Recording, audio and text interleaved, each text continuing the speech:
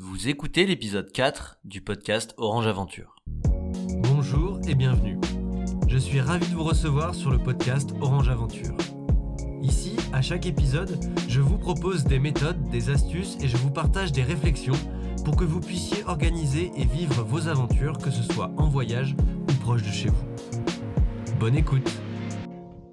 Bonjour et bienvenue dans ce 4e épisode du podcast Orange Aventure et aujourd'hui on va parler des démarches administratives du voyageur d'aventure. Donc déjà, je vous le dis tout de suite d'emblée, ça va être un sujet qui va vous sembler rébarbatif, mais c'est hyper important parce que c'est exactement le volet qui fait capoter un projet alors que tout est déjà bien planifié. C'est pas souvent la météo, c'est pas souvent le terrain, c'est souvent un document manquant ou une assurance qui couvre pas l'activité, un contact d'urgence qu'on n'a pas noté.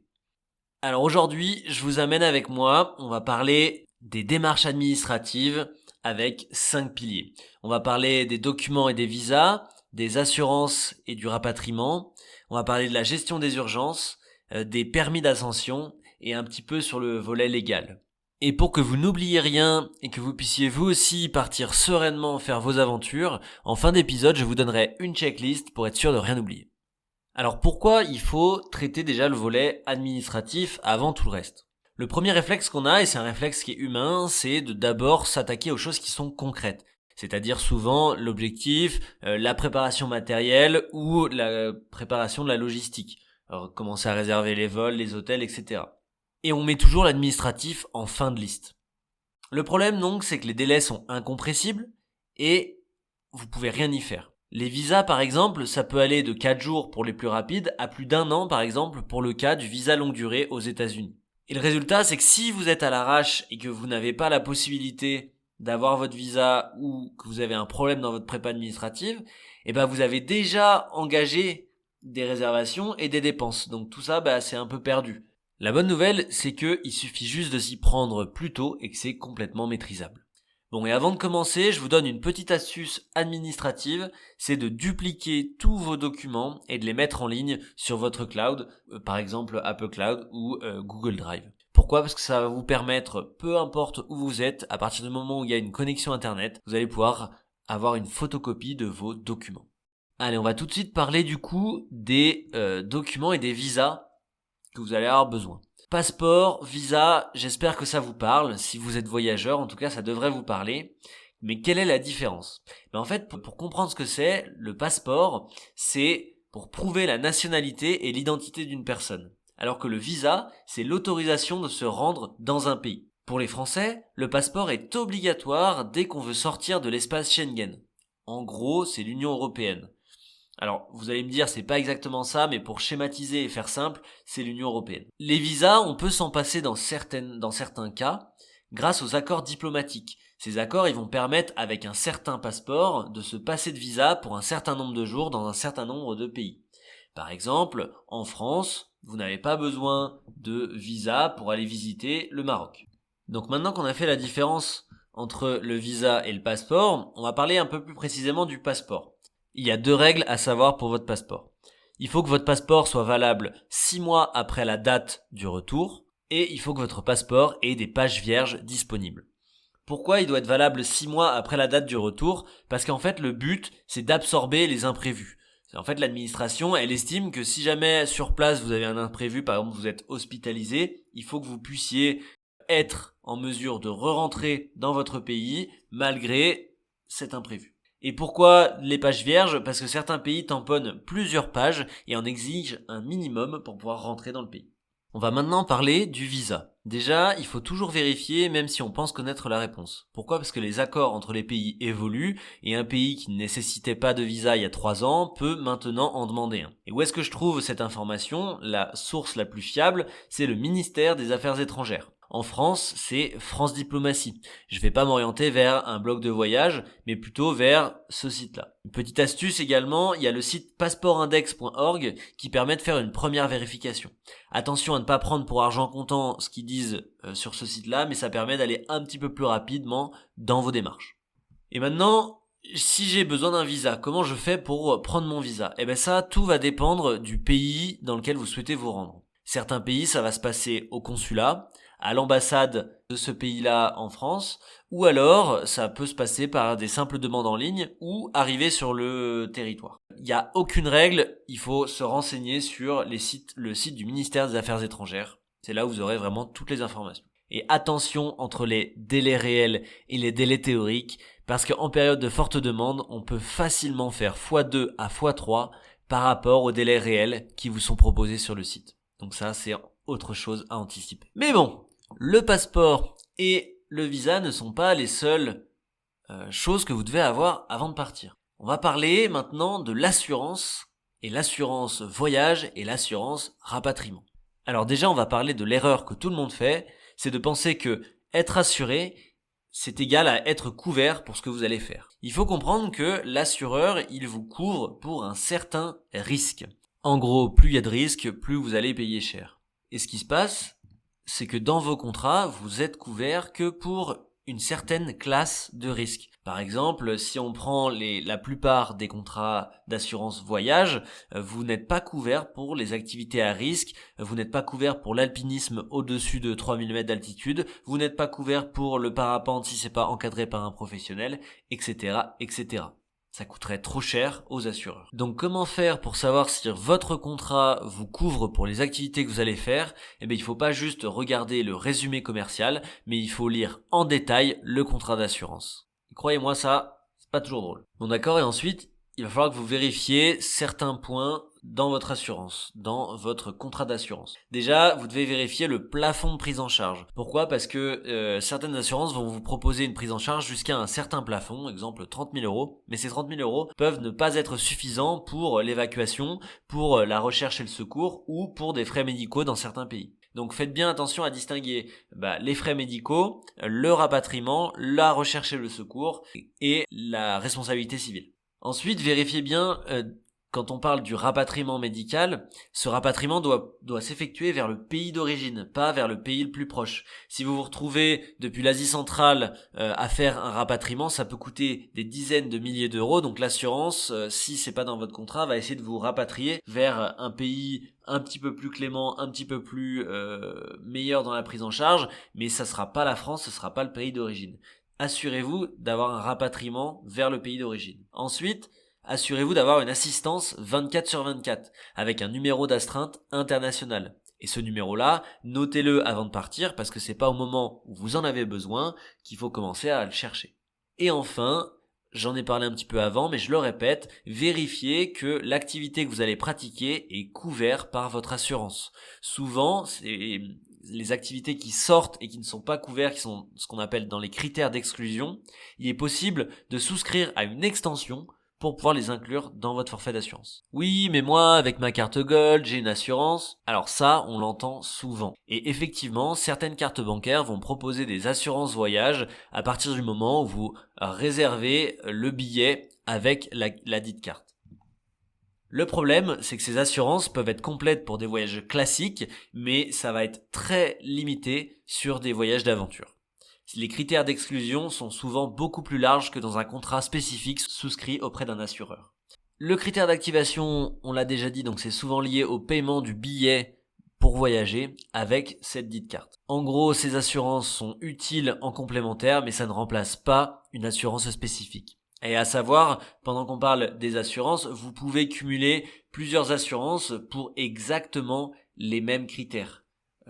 Ça vous permet d'additionner les plafonds dans le cas d'une prise en charge. Donc ça y est, vous avez le droit de vous rendre dans votre pays de destination grâce à votre passeport et votre visa. Vous avez souscrit à une assurance qui vous couvre pour l'activité que vous allez effectuer sur place. Mais est-ce que vous avez réellement l'autorisation et est-ce que vous avez besoin d'un permis pour pratiquer votre activité ?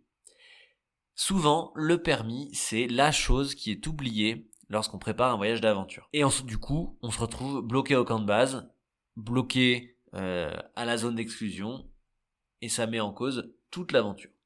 Il y a 3 catégories d'autorisation qu'il va falloir anticiper. Il va y avoir les permis d'ascension et d'expédition. Par exemple, au Népal, en Inde, au Pakistan ou au Tibet, il vous faut un permis officiel obligatoire avec un quota et des fenêtres de dépôt pour gravir un sommet. Si je prends l'exemple de l'Everest, c'est plusieurs milliers de dollars et les délais sont stricts même pour des sommets moins fréquentés que l'Everest.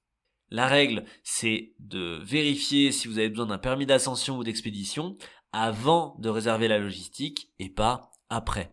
Deuxième catégorie d'autorisation à anticiper, c'est l'accès aux zones protégées ou sensibles. Par exemple, en Patagonie, il y a certains parcs qui peuvent être complets plusieurs mois à l'avance.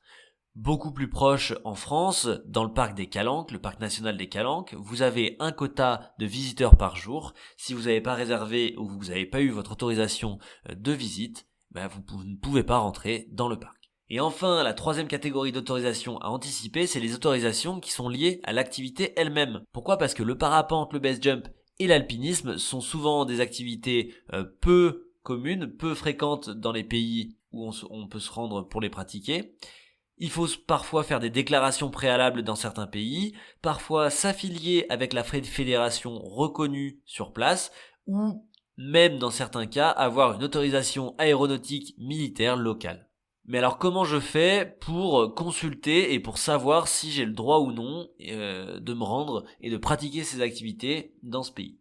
Bon, mais maintenant vous allez me dire où est-ce que je trouve toutes ces informations ? La première source à aller consulter, c'est France Diplomatie. C'est ici que vous allez trouver les alertes générales et les zones à accès réglementés. Ensuite, vous allez pouvoir faire des recherches dans les topo guides et les livres de voyage spécialisés sur les pays que vous allez visiter. Vous pouvez également trouver des informations sur les sites officiels, sur les sites web officiels des pays que vous visitez. Par exemple, sur le ministère des Affaires étrangères du pays que vous visitez. Enfin, vous trouverez également des informations avec les guides et agences locales spécialisées. Vous aurez les règles réelles et y compris les règles qui sont non écrites.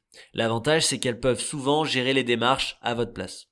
Et en dernier recours, vous pouvez vous orienter vers les communautés de pratiquants qui vont vous faire des retours récents. Attention, j'insiste bien sur des retours récents parce que les réglementations changent vite et des retours de 3 ans peuvent déjà être obsolètes. Sur les délais, traitez cela dans la faisabilité du projet pour ne pas se retrouver bloqué avec des frais qui ont été engagés et une impossibilité de faire ce que vous avez envie de faire. Gardez en tête que dans bien des cas, c'est très difficile de gérer sur place les permis d'ascension, donc c'est quelque chose qu'il vaut mieux anticiper en amont. Je fais un petit retour en arrière parce que je viens de me rendre compte que j'ai oublié de vous dire quelque chose concernant les zones à activité réglementée. Les zones protégées ou les zones à activité réglementée, ça concerne également dans les sports aériens, les espaces aériens et dans les sports nautiques, les zones maritimes. Donc faites bien attention, il n'y a pas que les limites au sol, il y a également les limites maritimes et les limites aériennes. Donc renseignez-vous bien si vous avez le droit de rentrer et de pénétrer telle ou telle zone.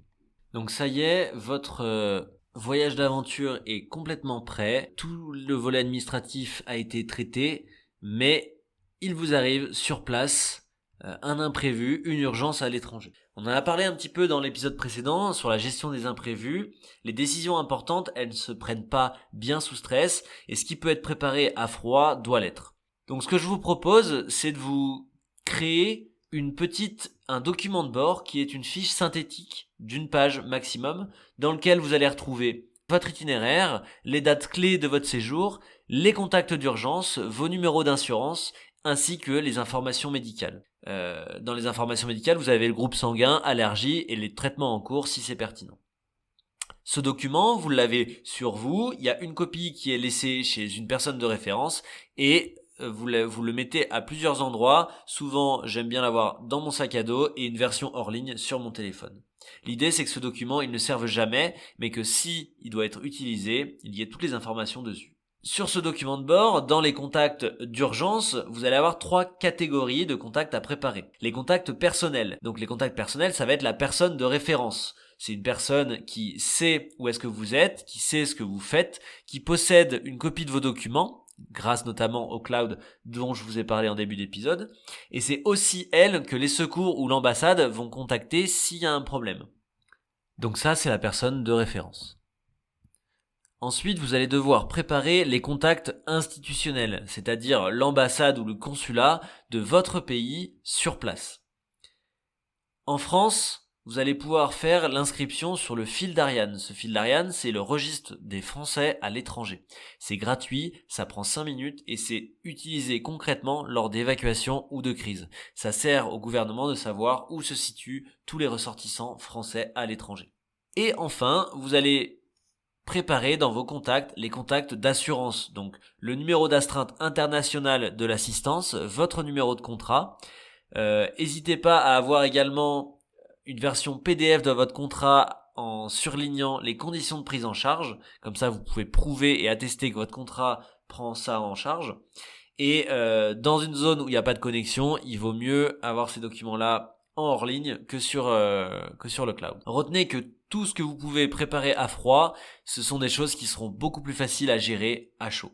On va maintenant parler des ambassades et des consulats et à quoi ça sert vraiment en voyage. Déjà, qu'est-ce qu'une ambassade ? L'ambassade, c'est la représentation officielle d'un pays à l'étranger. Elle va défendre les intérêts de l'État et pas uniquement ceux des voyageurs. Il y a une seule ambassade par pays et généralement dans la capitale. Elle va principalement traiter les relations diplomatiques entre gouvernements. Et qu'est-ce qu'un consulat ? Un consulat, c'est l'antenne de l'ambassade. Souvent présente dans les grandes villes, c'est lui l'interlocuteur en tant que voyageur. Il peut y avoir plusieurs consulats dans un même pays. Concrètement, qu'est-ce qu'ils peuvent faire pour vous dans un voyage ? Ils peuvent renouveler ou remplacer un passeport perdu ou volé, délivrer un laissez-passer d'urgence pour rentrer au pays, vous mettre en contact avec votre famille si vous êtes en situation d'urgence ou de détresse, vous assister si vous êtes arrêté, emprisonné ou hospitalisé dans le pays, et fournir une liste d'avocats ou de médecins locaux. Ce qu'ils ne peuvent pas faire par contre, c'est payer les frais médicaux, le rapatriement ou la caution, vous sortir de prison si vous avez enfreint la loi locale, ou intervenir dans un litige commercial ou un conflit privé. Et ils ne peuvent pas non plus remplacer votre assurance voyage, ils sont pas là pour ça. Ce qui est important de faire avant de partir, c'est bien d'enregistrer son voyage auprès du ministère des Affaires étrangères grâce au fil d'Ariane, de noter les coordonnées du consulat de pays de destination et pas seulement de l'ambassade, et de garder ces infos accessibles hors ligne. Bon alors je vais essayer de résumer cet épisode sur la préparation administrative du voyage. Dans un premier temps, il faut se dire que l'administratif passe toujours en dernier et le problème c'est que c'est là qu'il bloque. Certaines démarches ont des délais incompressibles, il vaut mieux prendre ça au plus tôt.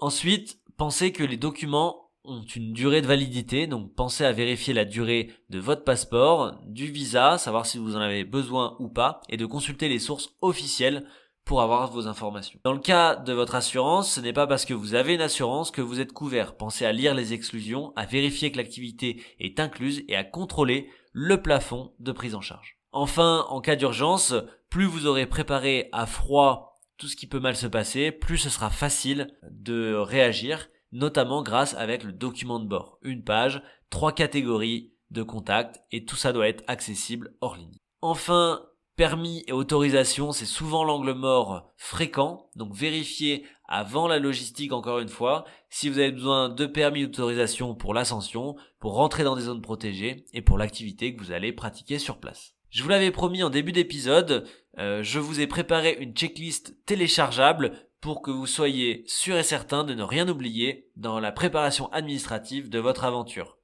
Vous pouvez la trouver en description de cet épisode ou sur le site orangeaventure.com/checklist administrative. Chez Orange Aventure, on conçoit votre voyage dans sa globalité, en prenant en compte tous les aspects, y compris l'administratif. Parce que préparer une aventure, c'est pas juste choisir un itinéraire, c'est aussi s'assurer que tout ce qui se passe avant le départ est solide.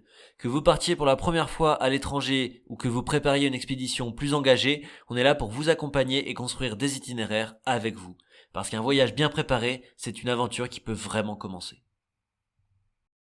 C'est déjà la fin de cet épisode, n'hésitez pas à le partager à quelqu'un qui prépare un voyage pour l'aider dans sa préparation administrative.